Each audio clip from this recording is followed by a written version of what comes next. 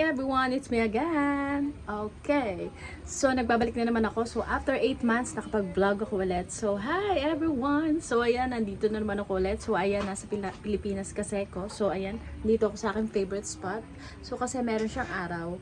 And, kamusta naman kayo dyan sa Russian TV family? So, eto.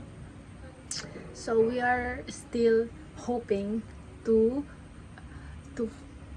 achieve or to push our goals in life. So, sana kayo din, huwag kayong mawala ng pag-asa at magagawa nyo rin ang mga goals nyo in life. So, today is December. I forgot what's the date. Basta, tapos na ang Christmas ngayon. So, ayun nga.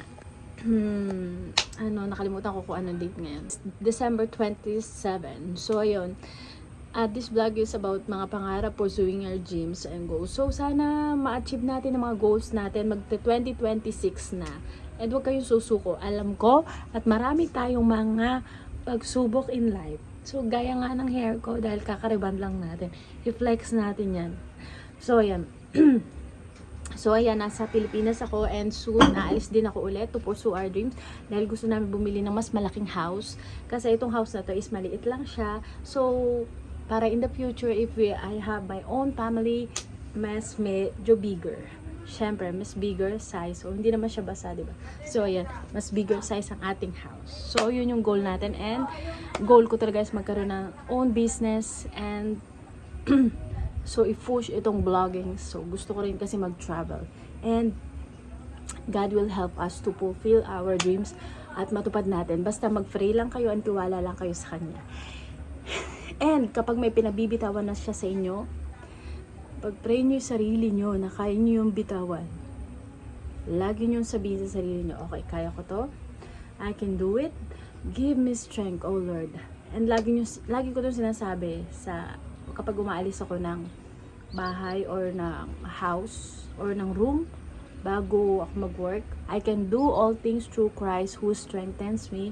I can do all things through Christ because God's in me. You can do whatever you want. You can always be this person. You can be anything you want in life. As long as you're living here in the world, as long as you're alive, kaya mo. You can do it. You can achieve. You can do your dreams. You can push everything.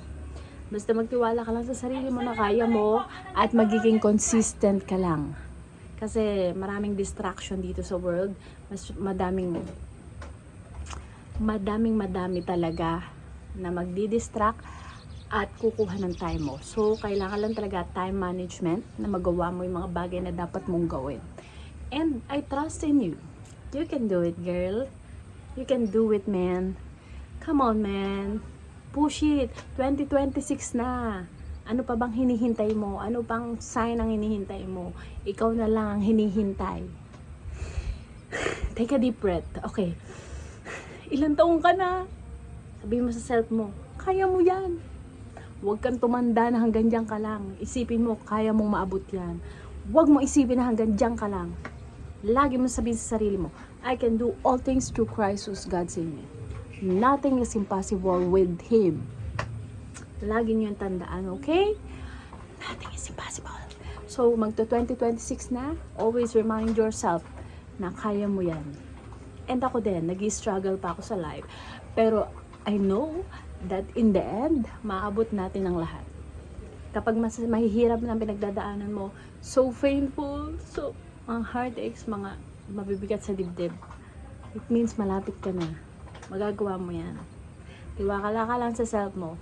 In the future, I trust you. Magagawa mo ang mga bagay-bagay na. Okay?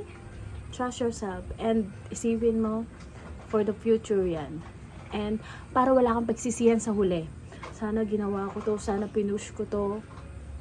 Sana wala akong sinayang na oras. Sana hindi ko sinayang mga oras ko na to. Kaya mo yan. Huwag kang magsisi. Dahil lahat naman ng nangyayari na yon may dahilan and may purpose at may matututunan ka. Huwag ka dapat magsisi sa lahat ng mga bagay. Lesson sa mga bagay, pero huwag mong pagsisiyan kasi yung mga bagay na yon is worth it. And lagi niyo isipin, lahat ay may dahilan.